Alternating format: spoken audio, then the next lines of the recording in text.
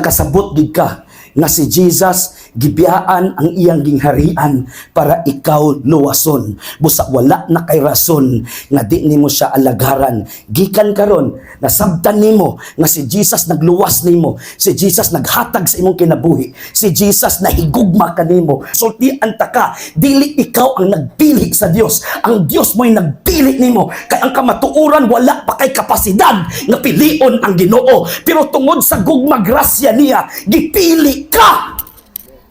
Og naa ka karong dapita aron masayran nimo nga naay plano ang Ginoo sa imong kinabuhi. Because ang kamatuoran mga batan-on naa na ta sa dili maayo nga panahon. Daghan kayo mga batan-on karon nga nibiya sa Ginoo. Daghan karon mga Kristohanon nga gibiyaan nila ang Ginoo para sa ilang gusto. Pero pipila na lang ka mga batan-on karon nga gibiyaan nila ilang gusto tungod para og alang lang sa Ginoo. Gidala ka sa Ginoo dari aron mapahinumdom sa imuha nga pinili ka sa Dios. And you know what? Your decision of serving God will change the course of your life. Your decision of choosing Jesus will change the course of your destiny. Naaman siguro na to dari gibiha ginikanan. Naaman siguro na to dari broken home, broken family. But remember, you are not a product of your circumstances. You are a product of your decision. Our great opportunity and privilege as young people is when you choose to serve God. Choose to love God. Kana bitong mo ingon ka sa imong kaugalingon, Lord, asa man ko kung wala ka.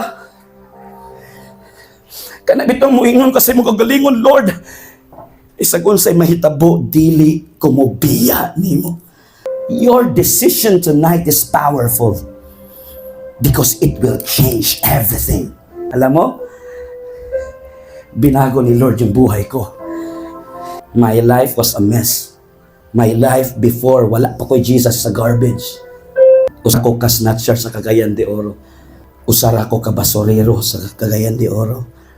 Pinaka-worst na akong gibuhat, mukhaon na lang kong basura.